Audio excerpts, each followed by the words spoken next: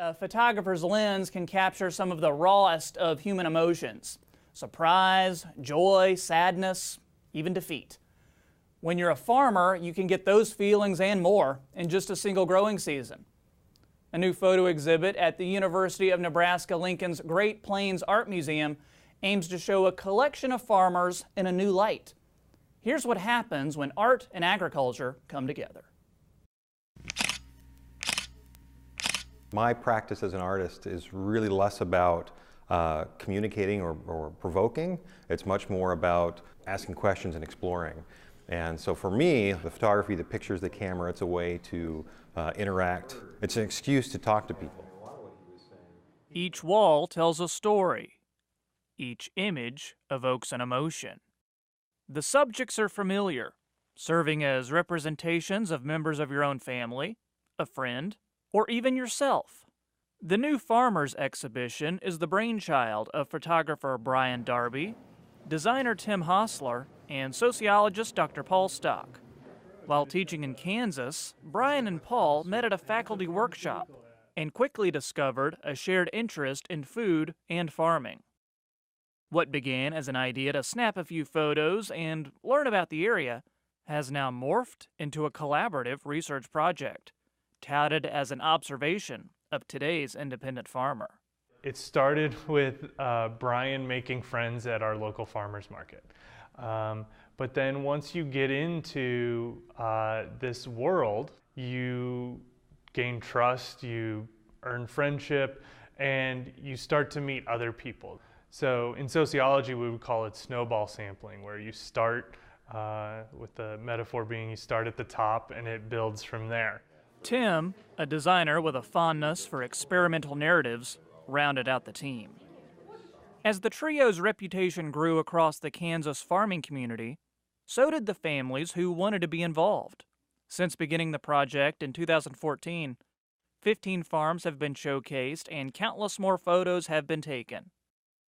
To keep with the new Farmers theme, everyone involved agreed the subjects would be new to farming or experienced producers trying something different. The finished project would serve as an outlet for farmers to tell their stories and a visual reminder of what American agriculture can achieve. There was something about the life, about the ability to grow food, to be a part of the community differently. So there's that newness we focused on, but always about trying to innovate and be entrepreneurial. What are the conventions? Are there other ways of doing things?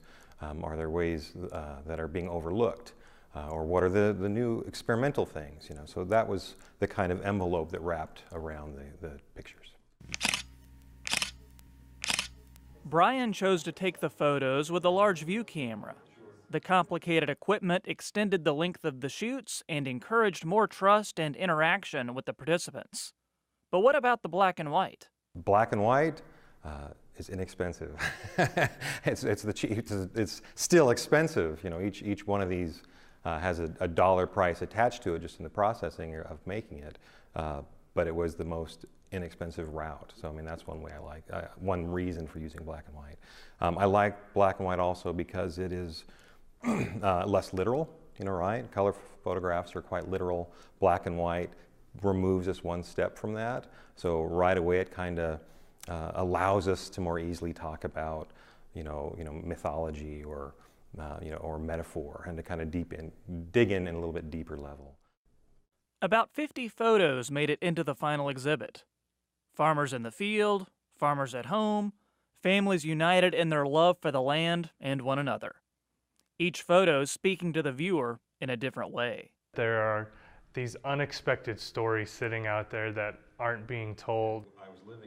The new Farmers exhibit has been shown across the plains, at Harvard, Yale, and even a university in Switzerland. And as those stories are told and more people are reached, farming becomes more than corn, beans, or cattle. It becomes a journey of self-discovery and understanding one's place in contemporary agriculture. This whole experience was really great, just getting to know the people and getting to get to know them, getting to know their families, getting to know their farms. And then just kind of this work is sort of like in some ways it's a gift to them, I guess. Like it's something that we wanted to do for them, but then to also get this research out.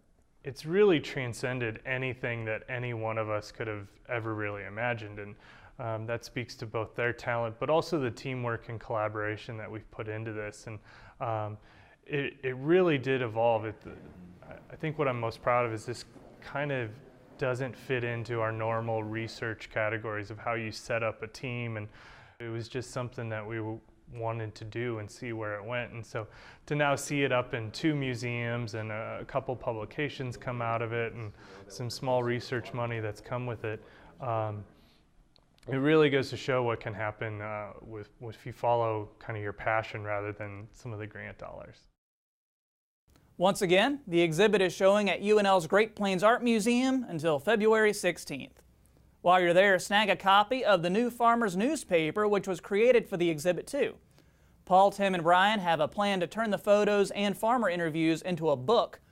We've also posted a link with more information about the project on the Market Journal Facebook page.